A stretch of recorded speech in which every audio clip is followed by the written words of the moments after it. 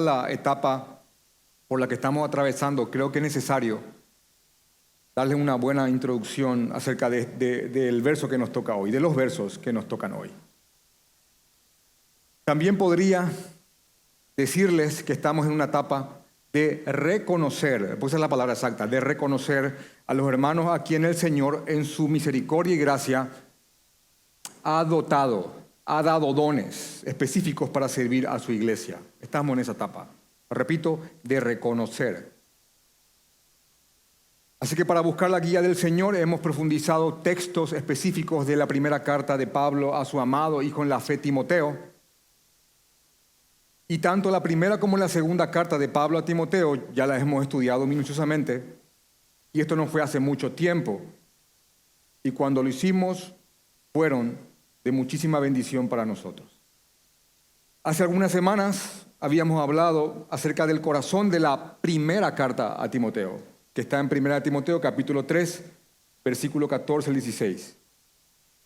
En esta porción, Pablo le escribe a Timoteo: esto te escribo, ahí está frente a ustedes, esto te escribo, aunque tengo la esperanza de ir pronto a verte, para que si tardo, sepas cómo debes conducirte en la casa de Dios, que es la iglesia del Dios viviente, columna y baluarte de la verdad. Y en el verso 16 hace un resumen del Evangelio desde la encarnación hasta la ascensión de Jesucristo en 6 líneas. Están ahí en el verso 16 del capítulo 3. Así que, podríamos decir que en la primera carta a Timoteo hay instrucciones dirigidas a un pastor para que éste recuerde cómo debía conducirse en la iglesia, o en otras palabras también podríamos decir que son instrucciones para que este pastor recuerde hacia dónde debía dirigir a la iglesia. Amén.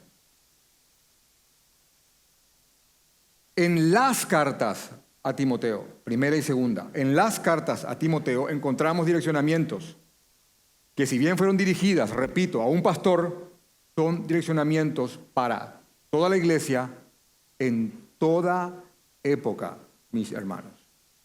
Estas cosas te escribo, Timoteo, para que sepas cómo debes de conducirte en la iglesia de Dios, en la casa de Dios, la iglesia del Dios viviente. Así que ahí está el motivo por el cual Pablo escribió estas cartas a Timoteo.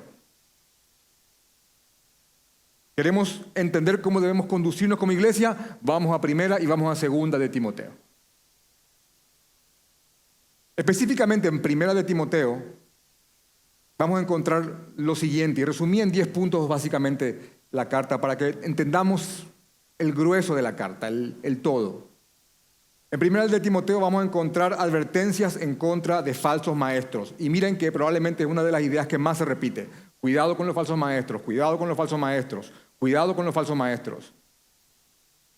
Segundo, direccionamientos para que Timoteo persevere y pelee la buena batalla. 3, Pablo instruye a Timoteo en cuanto a cómo debe de orar en la congregación, o cómo debe de orar la congregación.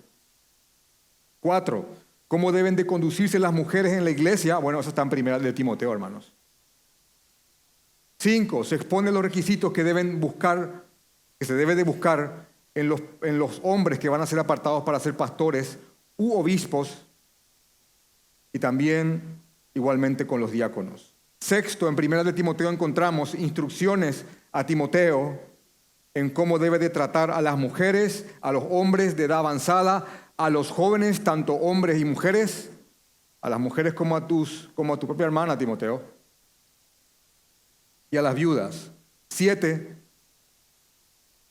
también está en cómo se debe de honrar y amonestar a los pastores. 8, instruye a Timoteo cómo debe de direccionar a los ricos de la iglesia, a los adinerados. Timoteo, a los que tienen mucho, guíalos de esta forma.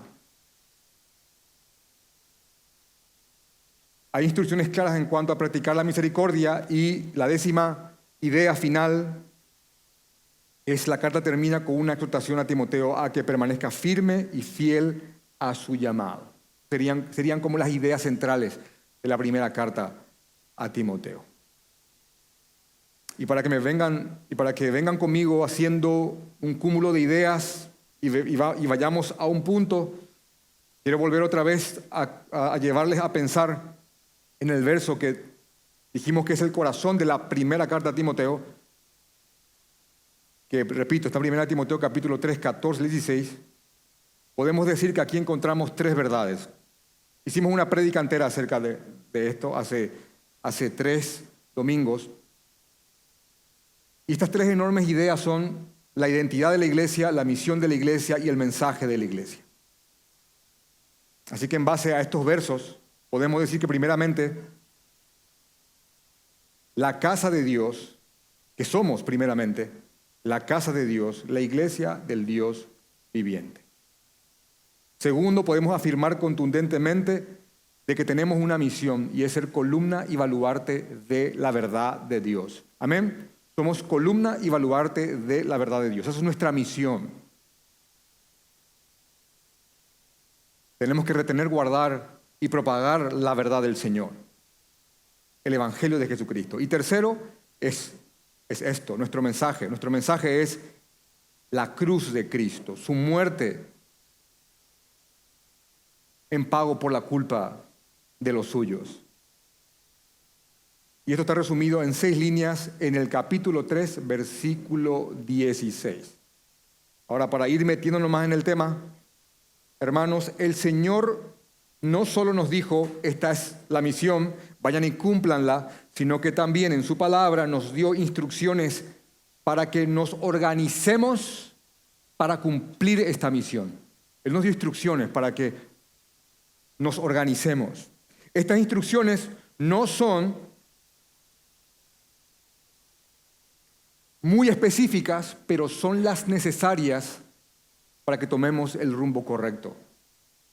Estas instrucciones son las que nos muestra Dios en su palabra y nos muestra en cómo organizarnos como iglesia local, cómo organizar una membresía, cómo llamar a hombres para el ministerio pastoral y para el ministerio diaconal, cómo ejercer la disciplina y cómo practicar la misericordia con los que la necesitan. Repito, estas instrucciones no son minuciosas, pero sí son las necesarias para que podamos tomar el rumbo correcto. Vuelvo a la idea. El Señor no solamente nos dijo, esta es la misión, vayan y cúmplanla. En su palabra nos dio los direccionamientos para que podamos organizarnos y cumplir esta misión. Hermanos, acá va un dato importante. La estructura básica de la iglesia está compuesta por miembros, pastores y diáconos, más nada. Miembros, pastores y diáconos. Hasta me encantaría decirle, repitan conmigo, pero voy a dejar ahí. Miembros, pastores y diáconos. Es más, esto se encuentra claramente en 1 Timoteo y de manera resumida en el saludo inicial que el apóstol Pablo envía a los hermanos de la iglesia de Filipos. ¿En serio? Sí, totalmente. En 1 de Filipenses capítulo 1, versículo 1 y 2 dice, Pablo y Timoteo, acá están escribiendo juntos, Pablo y Timoteo, siervos de Jesucristo, a todos los santos en Cristo Jesús que están en Filipo, con los obispos y diáconos. Gracia y paz a vosotros de Dios nuestro Padre y del Señor Jesucristo. ¿Ven el saludo? Hermanos de Filipos, les saluda Pablo, acá está conmigo Timoteo, a los santos. ¿Quiénes son los santos? ¿Es San Benito, San Expedito, San Fulanito? ¿No? No, son ustedes los que han sido ganados por la sangre de Cristo. ¿Amén? Por favor, respondan aunque sea un amén con eso. ¿Amén? Porque han sido ganados por la sangre de Cristo. Santificados por sus méritos, no por los tuyos. Cuando se te ve santo es porque Él es santo y te pasó su mérito. ¿Amén? ¿Amén? Atribuíte eso, hermano. Eso es tuyo. Así que le saluda Pablo, Timoteo, a los santos que están en Filipo, a los obispos y a los diáconos. Esa es la estructura de la iglesia.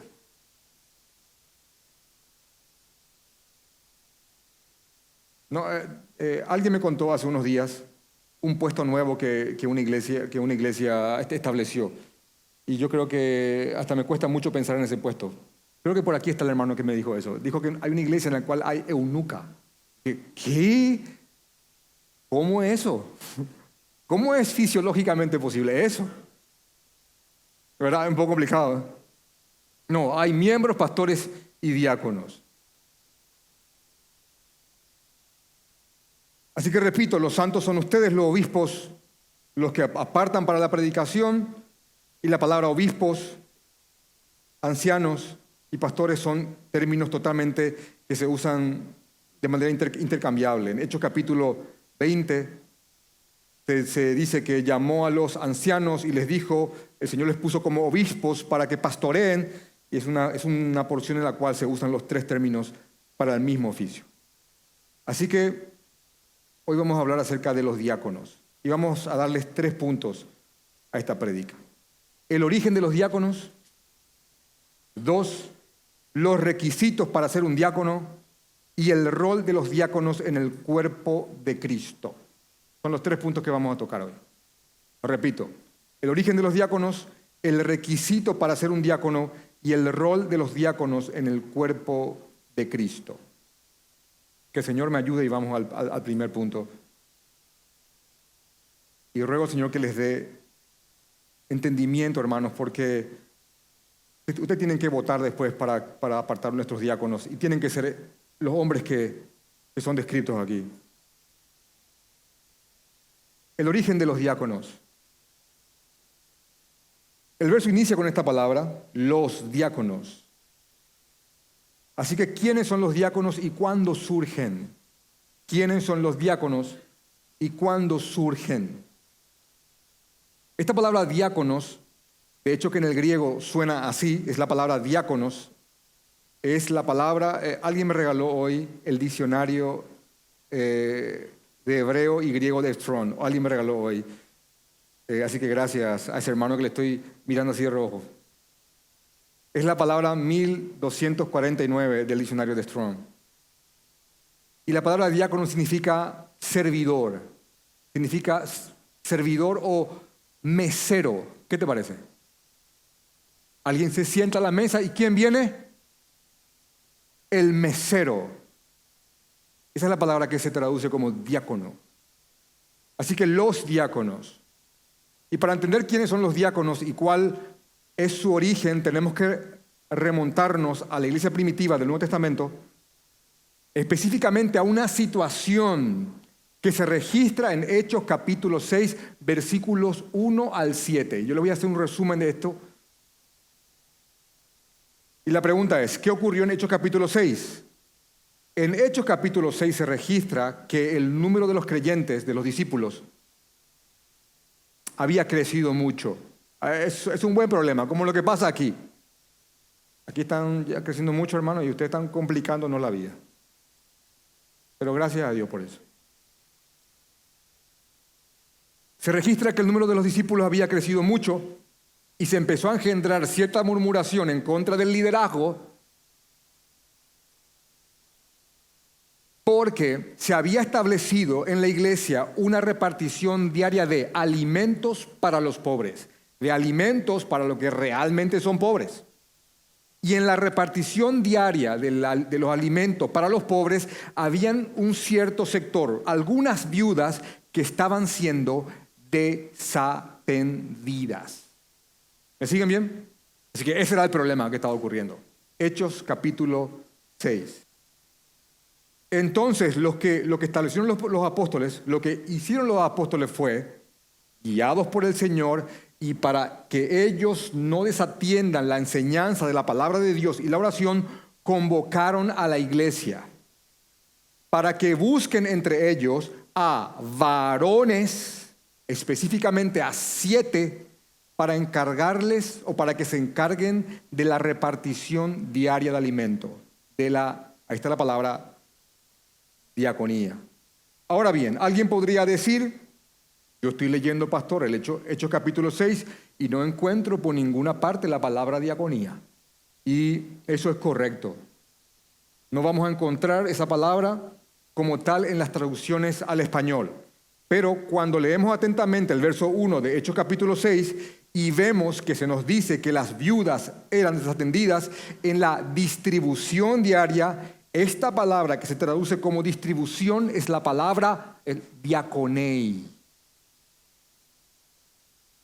Entonces, esto quiere decir que esa frase también podría traducirse de la siguiente manera: que las viudas eran desatendidas en la diaconía diaria, en la distribución diaria. No solo eso, sino que más adelante cuando dice que los apóstoles, los 12, convocaron a los discípulos a la iglesia para que elijan a los diáconos, dice el texto, no es justo, no está bien significa, no es justo, Hechos 6:2, no es justo que nosotros dejemos la palabra de Dios para servir, y esa palabra servir es diaconeo, las mesas. No es justo que nosotros, los apóstoles, dejemos la palabra y la oración para diaconeo, las mesas.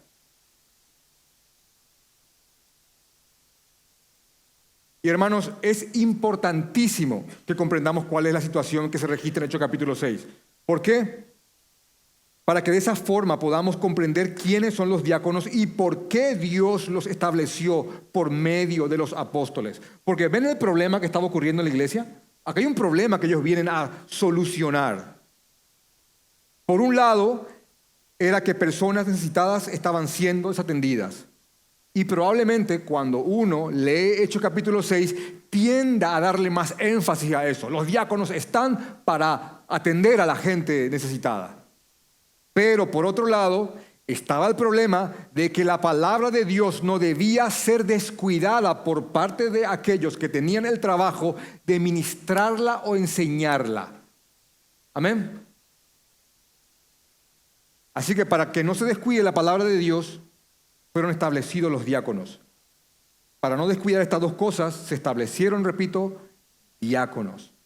Leemos en Hechos capítulo 6, versos 3 y 4, que los apóstoles dijeron claramente, buscad, dirigiéndose a la iglesia, buscad, pues, hermanos de entre vosotros, a 7 varones de buen testimonio, y miren los requisitos iniciales, llenos del Espíritu Santo, de sabiduría, de buen testimonio, lleno del Espíritu Santo y de sabiduría, a quienes encarguemos este trabajo, esta diaconía. Y nosotros persistiremos en la oración y en el ministerio de la palabra. En la primera carta a Timoteo, que es lo que vamos a profundizar en un momento, en la primera carta a Timoteo encontramos los requisitos de manera más detallada que debe de cumplir un diácono, pero estos requisitos tienen que estar sobre la base de aquellos requisitos iniciales de Hechos capítulo 6, versículo 3, que son de buen testimonio, llenos del Espíritu Santo y llenos de sabiduría. Así que estén mirando ya un poquito a quienes están viendo así. Y aquí va la primera pregunta que vamos a responder Señor, no es trabajo del diácono enseñar o ministrar la palabra de Dios. No es su trabajo. Amén. Amén. No es su trabajo. De hecho, en una comparativa entre ambas listas de requisitos que están en primera de Timoteo, tanto la lista que está para pastores y la lista que está para diáconos, comparándolas, la diferencia esencial entre los dos oficios, porque son oficios de la iglesia, es la habilidad para enseñar. Para los pastores es una exigencia, no es una exigencia para los diáconos. Los hombres que son llamados por Dios a través de la iglesia para ser diáconos no necesitan tener el don de la enseñanza, aunque eso no quita que tienen que estar llenos de la palabra. ¿Entienden la diferencia? Tienen que esos hombres sudar la Biblia, hermanos. Biblina, creo que decía Bunyan. llenos de la palabra, hermanos. Aunque no tienen que tener el don de enseñanza. Ahora, eso no significa que un hermano que ha sido nombrado como diácono no pueda enseñar. Solo que si lo hace, no lo está haciendo como parte del cumplimiento de su trabajo de diácono. De hecho, que el mártir Esteban era uno de los diáconos que fueron nombrados en Hechos capítulo 6. Y dio una cátedra a los estudiosos de su tiempo y dice que no podían con sus argumentos, y según Hechos capítulo 6, 10 y Hechos 7, del 1 al 53, finalmente al no poder contra él, lo mataron. Hechos 7, 57 al 59. Y él inclusive murió intercediendo por aquellos que estaban dándole muerte.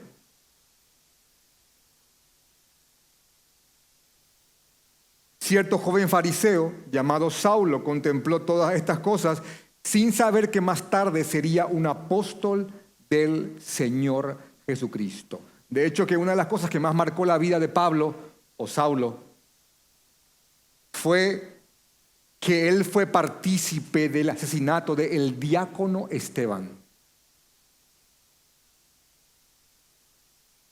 Hermano, recapitulando, un diácono no tiene la exigencia de enseñar, pero cuando uno escucha cómo el diácono Esteban enseñó a una sinagoga repleta de gente opuesta a Jesucristo, hermano, ese hombre estaba lleno de la palabra. Pero si enseñó, no lo hizo en su función de diácono. Y realmente este hecho marcó mucho a Pablo. Hechos 22, 20, inclusive él ahí orando, dijo, yo estuve cuando se derramó la sangre de Esteban, eso algo con lo que él cargaba. Así que vimos qué son los diáconos, quiénes son los diáconos, cuándo surgen, y en parte vimos algo de sus funciones. Vamos a tocarlos más en el tercer punto. Ahora vamos a nuestro segundo punto, que es los requisitos para ser un diácono. Ya establecimos que los requisitos de Primera de Timoteo deben establecerse sobre la base de los que están en Hechos capítulo 6.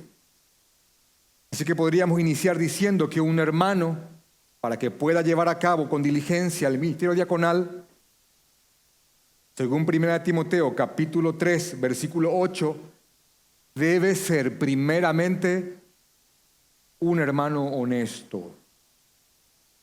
Algunas versiones traducen esta palabra como digno. Tienen que ser dignos estos hermanos. O también otras traducciones dicen serios. Tienen que ser hombres serios. Y no se refieren a semblante de piedra, sino que más que nada se refieren a hombres que inspiren confianza y que provoquen que los hermanos se sientan seguros con ellos.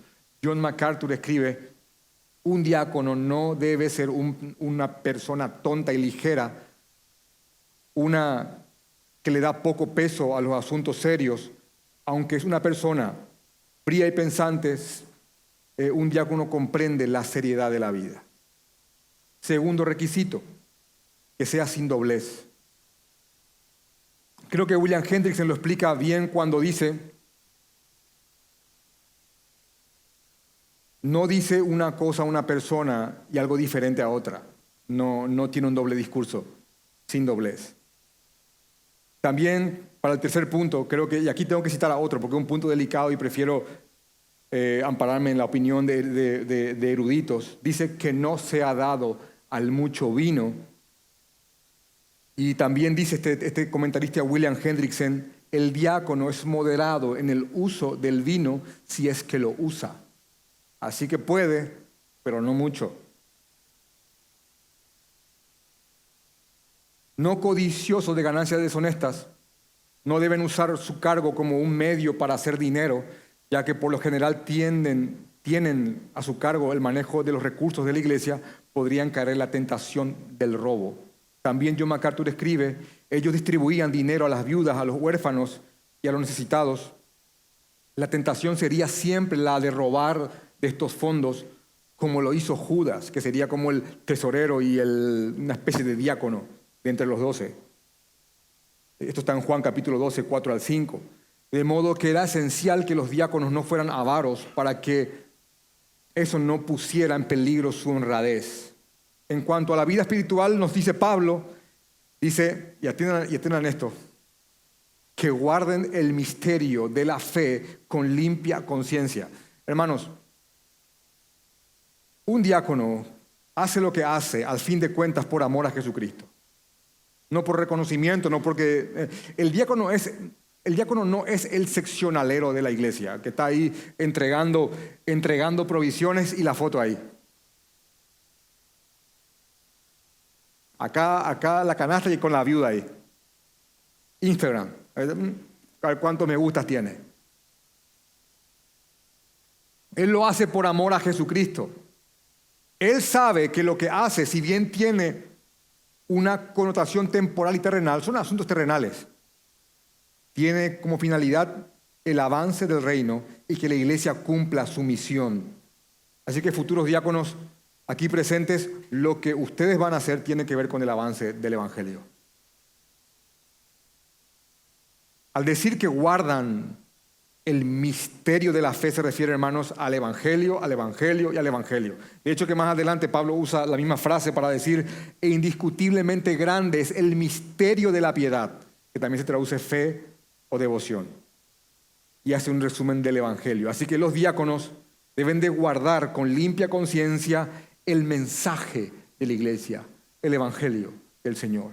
Como lo hizo Esteban y como lo hizo otro diácono, que está en Hechos capítulo 8. ¿Se acuerdan que había un eunuco que se iba en su carreta y estaba leyendo Isaías 53? Y se le acerca Felipe y le dice, ¿entendés lo que estás leyendo? Y le dice el eunuco, ¿cómo voy a entender si nadie me lo explica? Y así que, entonces que el diácono Felipe le explicó Isaías 53 a ese eunuco. No como en función de su diaconado, pero que llenos de la palabra estaban.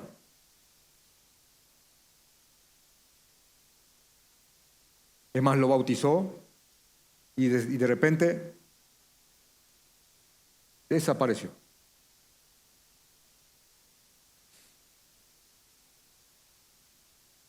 El verso 10 del capítulo 3, aquí encontramos el requisito del servicio.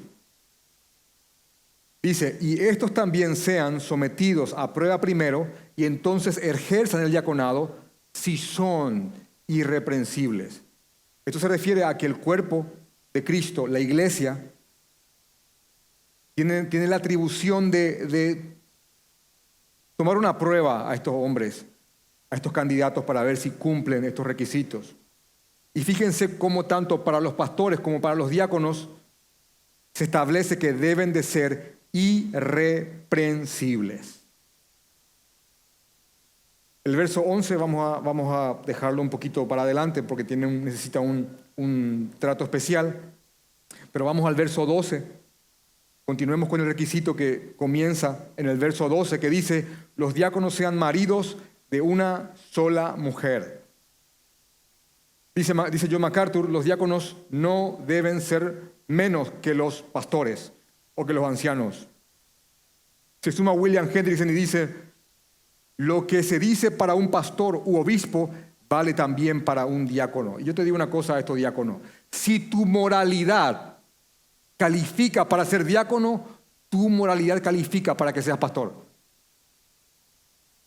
No hay el diácono un poquito menos moralcito, el pastor un poquito más. Si tu moralidad califica para que seas diácono, tu moralidad califica para que seas pastor. Tanto los pastores como los diáconos deben estar dispuestos a que sus vidas estén bajo observación e incluso hasta cierto punto su vida familiar. Cuando se dice que deben ser maridos de una sola mujer, no se refiere a su estado civil, sino a su estado moral. ¿Entienden la diferencia? No es que casado o soltero, sino que en su matrimonio deben ser hombres fieles a sus esposas y mucho menos no pueden ser polígamos, cosa que se practicaba bastante en la época. Que gobiernen bien sus hijos y sus casas. Tanto los diáconos como los pastores deben probar que son aptos para la tarea que se les va a encomendar por medio de sus hogares. Esto implica que la congregación tiene que observar cuál es la relación que tienen estos hombres con sus esposas, con sus hijos, y si realmente son personas que están dirigiendo a sus familias en el Señor, cumpliendo su rol según la palabra de Dios. Así que las preguntas serían: ¿es una persona que gobierna bien su casa? ¿Es una persona con buenos frutos en su hogar? Bueno, si califican, entonces, iglesia, apartémoslos. Y aquí abro un apartado para el versículo 11. Vamos a abrir un apartado para el versículo 11 que a veces se complica un poquitito.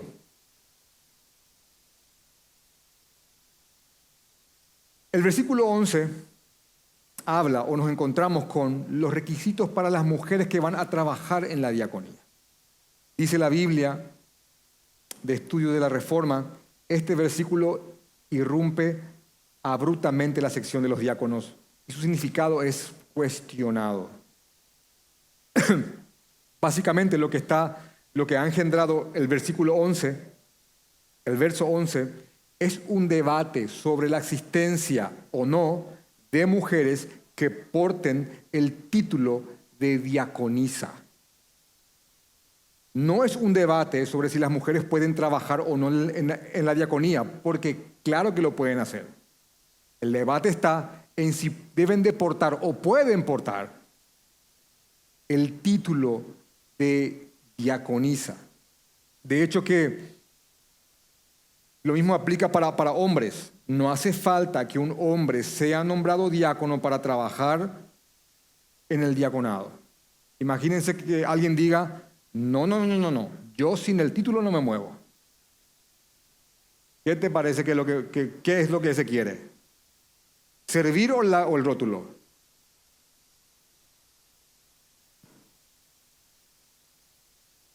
Así que las distintas interpretaciones sobre el verso 11, que dice: las mujeres asimismo sean honestas, no calumniadoras, sino sobrias, fieles en todo, tiene básicamente tres interpretaciones. Algunos afirman que aquí Pablo hace referencia a mujeres que portan el título de diaconisa, como ya lo dijimos. 2, otros creen que se refiere a las esposas de los diáconos. Y 3, un tercer grupo cree que son las mujeres que iban a trabajar con los diáconos, entre las cuales podrían estar las esposas de estos. No tenemos el tiempo para exponer justamente los argumentos de todas las posturas, pero reconocemos como iglesia que buenos intérpretes e iglesias muy sanas no han llegado a un acuerdo. Así que hay iglesias que nombran diaconisas, hay iglesias como la nuestra que no lo hacen. Así que estamos más de acuerdo con el tercer punto, con la tercera interpretación, mejor dicho, y es que aquí el apóstol Pablo se está refiriendo a los requisitos para las mujeres que iban a trabajar con los diáconos.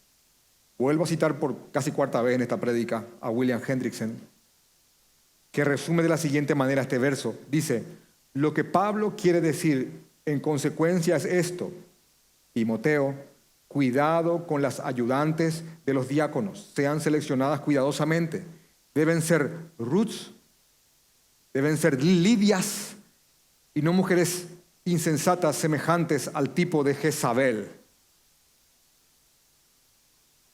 Además, remontándonos a Hechos capítulo 6, vemos que los apóstoles dicen claramente, cuando hablan a la iglesia: buscad pues, hermanos, de entre vosotros a siete varones. Es más, los mismos requisitos que estamos estudiando entrarían como en conflicto, ya que dice que el diácono debe ser marido de una sola mujer. En ninguna parte dice esposa de un solo marido. Y también dice que debe de gobernar bien su casa, haciendo clara referencia de que se refieren a hombres.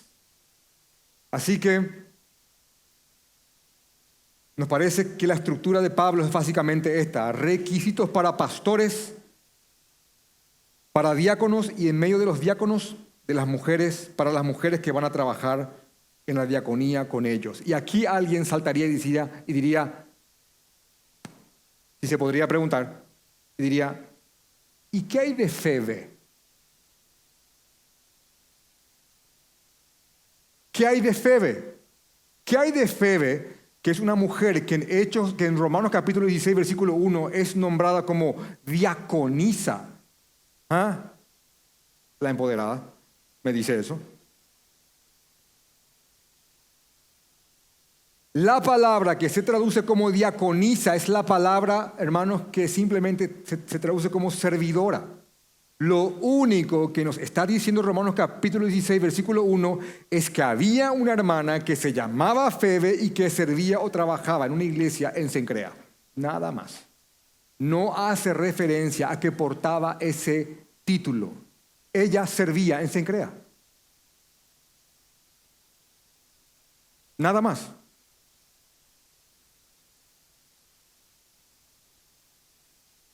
En cuanto a las mujeres que iban a trabajar con los diáconos, estas debían ser, obviamente, también honestas.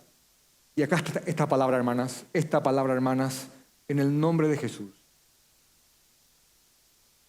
No calumniadoras. ¿Saben cuál es la frase, la traducción más sencilla? No chismosas. Imagínense a una mujer recorriendo las casas, llevando las ayudas y con las ayudas el chisme del momento. Imagínense eso. Acá te traigo los víveres. ¿Sabes lo que pasó la otra vez? Y ahí recolectando y llevando de casa en casa. ¿Sabes lo que me dijo? Imagínense eso.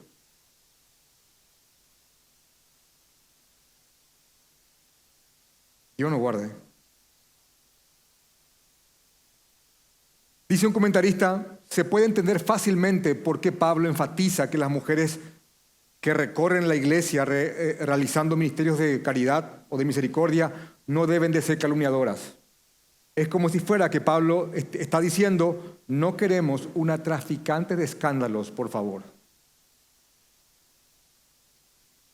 Hermanos en Cristo, esto es lo que siembra una mujer maliciosa y chismosa. Imagínense darle a esa mujer la autoridad que en nombre del trabajo diaconal pueda ingresar a las casas sembrando su veneno junto con las ayudas. Imagínense lo que va a hacer eso. Hermano, te divide la iglesia. Hacemos Santa Cena y nos morimos todos.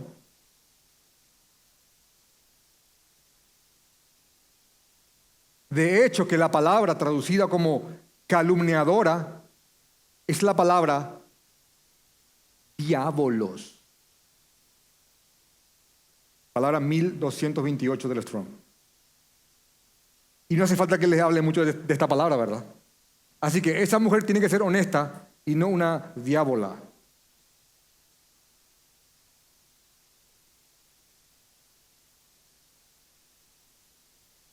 Así que tienen que ser hermanas sobrias y fieles en todo.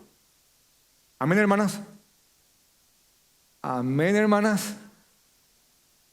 Amén. Es lo que acabé de clavar, ¿eh? El Señor me ayude. Así que como primer punto estuvimos viendo quiénes son los diáconos y cuál es su origen. Como segundo punto estudiamos los requisitos para los diáconos y añadimos los requisitos para las mujeres que van a trabajar con ellos.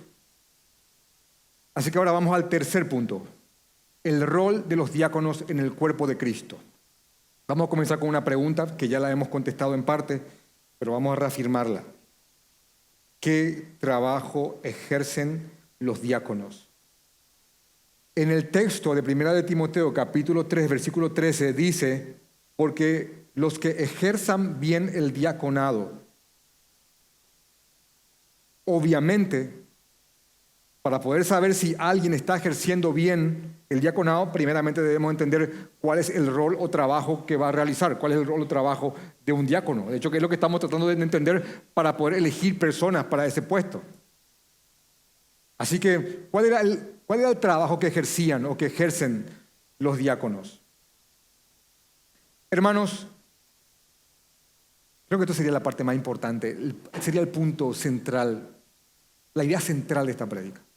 Así que si estás un poquito dormido, te suplico que ahora traigas toda tu conciencia aquí. Ver a los diáconos única y exclusivamente como aquellos que atienden la necesidad de los pobres en la iglesia no es tener un panorama completo del por qué Dios los instituyó. Como ya vimos, es verdad que en Hechos capítulo 6 fueron instituidos o establecidos porque habían personas necesitadas que estaban siendo desatendidas. Pero también estoy de acuerdo con muchos que esta es la causa más importante por la cual fueron ellos establecidos. Y es que la palabra de Dios no sea descuidada por parte de aquellos que tenían la misión primordial de enseñarla. En su momento los apóstoles, hoy día los pastores. Ese es el motivo por el cual ellos fueron establecidos. Es más, esta segunda idea, ha llevado a muchos a deducir que los diáconos, incluso por extensión, deben encargarse de otras cosas que podrían provocar que aquellos que están encargados de ministrar la palabra, o sea, los pastores, descuiden su ministerio. ¿Me entendieron esa idea? Así que no solamente el atender a gente pobre, sino que cualquier otra cosa que pueda producir que aquellos que están encargados de ministrar la palabra del Señor descuiden ese ministerio. Voy con una idea más, voy otra vez con la misma idea. Mirar a los diáconos única y exclusivamente como aquellos que atienden las necesidades materiales de la gente que está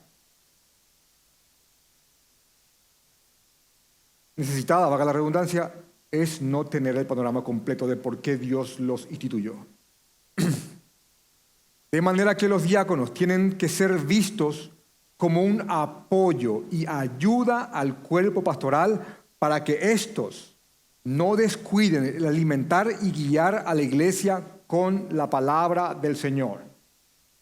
Amén, iglesia. Así tienen que ser vistos los diáconos. Hermanos, realmente es importantísimo que veamos así a los diáconos. Los diáconos son aquellos que ayudaron a los apóstoles a persistir en la oración y en el ministerio de la palabra. Está expresamente eso en Hechos capítulo 6, versículo 4. Hoy día en lugar de los apóstoles están los maestros o ancianos como los encargados de esa tarea. Así que podríamos poner como función inicial de los diáconos atender a los necesitados, pero como extensión toda tarea que libere a los pastores para que no descuiden a la iglesia en cuanto al ministerio de la palabra y la oración. Mark Dever escribe en un libro que se llama La autoridad de la congregación, dice: los diáconos eran siervos que servían a la iglesia en su totalidad, ayudando con las responsabilidades que los maestros principales no podían realizar, y al hacer esto apoyaban a los maestros de la palabra en su ministerio y los alentaban. Y luego más adelante dice Mark Dever, y esta frase me encantó: no escojas diáconos que no reconozcan la importancia del ministerio de la predicación y la enseñanza, sino escoge a personas que estén deseando protegerlo. No, pastor, deja eso. Encargaste, pastor, de de alimentarnos con la palabra.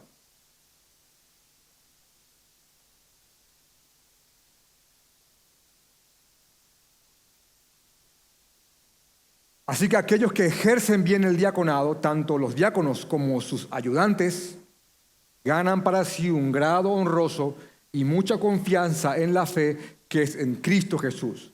Los que trabajan en la diaconía fielmente reciben el respeto y la honra de aquellos a quienes sirven. También provocan mucha confianza en el corazón de los hermanos. Conclusión. Y atención, hermanos, que Satanás no nos dé vuelta a esto.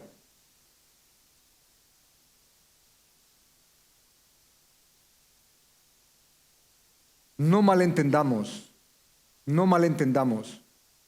para qué el Señor nos ha dado diáconos.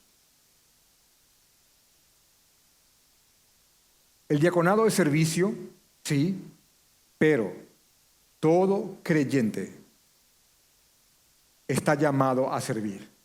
Amén. Todo creyente. No solamente los diáconos. Si nos encontramos con un hermano en necesidad o con alguna que otra tarea que hacer, nuestra actitud no tiene que ser, ¿dónde está el diácono? ¿Entienden? ¿Y el diácono dónde está? No, hermano, agarrar el papel y el basurero. O hay un hermano que está mal. ¿Y los diáconos dónde están? Hermano, si llega a tu conocimiento el estado de un hermano, es tu responsabilidad también. Así que no malentendamos para qué están los diáconos en la iglesia. Porque ya me he encontrado con gente actuando así, ¿eh? Todos estamos llamados a servir, absolutamente todos. Los diáconos son aquellos que han sido apartados para hacer esto de manera más organizada, con los recursos de la iglesia y como apoyo al cuerpo pastoral. Ahora, permítame tomar un giro y permítanme que les direccione a enfocar sus ojos al servidor o al diácono por excelencia. ¿Saben quién es, verdad? Nuestro Señor Jesucristo. Recuerden que Él, siendo Dios, creador del universo, el que sustenta absolutamente todas las cosas, Él mismo nos dijo que Él no vino a este mundo para ser servido, sino que Él vino a este mundo para, ¿saben cuál es esa palabra? Diácono. También nos dio los estándares de su reino, que son muy distintos a los estándares de este mundo, porque si fuéramos a un restaurante lujoso, si vemos a alguien sentado en una mesa y vemos que viene el mesero con la bandeja, socialmente hablando, ¿quién es mayor? Obviamente el cliente. Y el mesero es socialmente inferior, es un mesero. Mozo, decimos en Paraguay. Bueno, miren los estándares del reino de los cielos, de nuestro Rey Jesucristo. Él dice, porque ¿cuál es mayor? ¿El que se sienta a la mesa o el que sirve? Pregunta Jesús. No es el que se sienta a la mesa, como que eso es lo que cree el mundo, ¿verdad? Mas yo os digo que yo estoy entre vosotros como el que sirve. Y la palabra es como el que diaconeo. Lucas 22, 27. Hermanos, Jesús hizo el servicio de amor más grande de todos. Cada uno de nosotros estamos aquí por los méritos de ese servicio. Jesús vivió una vida perfecta sin pecado y luego fue a la cruz a pagar por nuestras culpas. Todos aquellos que confiamos en su obra, en su servicio, en su diaconía. Somos parte de su iglesia. En Jesús hay arrepentimiento y perdón de pecados. A través de ese sacrificio cualquiera, hermanos, absolutamente cualquiera, que realmente crea y se arrepienta, pasa a formar parte de la familia de Dios. Así que el Señor no solamente nos dijo, son mi iglesia, esta es la misión y este es el mensaje. El Señor en su palabra también nos dio los direccionamientos, los trazos, para que nos organicemos y cumplamos esta misión.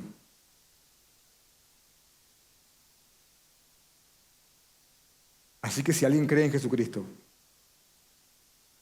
repito, pasa a formar parte de la familia de Dios y por ende pasa a ser parte de esta misión, que es impulsada a través de pastores, diáconos y miembros, cada uno trabajando según los dones que el Señor le haya dado. Y así la iglesia del Nuevo Testamento ha avanzado y avanzará, y ni las puertas del Hades prevalecerán contra ella. Amén. Vamos a orar.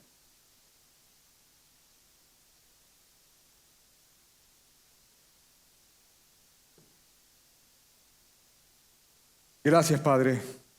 Gracias, Señor. Padre, todos somos diáconos. Todos estamos llamados a servir. Pero gracias por aquellos hombres que vas a apartar, Señor, para que lo hagan de manera más organizada e intensa. Gracias, Señor. Gracias por proveernos de estos dones y recursos para el avance de tu reino. Todo tiene que ver con tu evangelio, Señor. Todo tiene que ver con el avance de tu reino. Te amamos, Jesús. Te pedimos perdón por nuestros pecados. Te pedimos que nos guíes con tu Espíritu Santo. Creemos, Señor, en tu Espíritu Santo. Estamos aquí porque cambiaste estos corazones de piedra por corazones de carne, para que podamos ver quién es tu Hijo, Padre bendito. Gracias, Señor. En el nombre de Jesús, amén.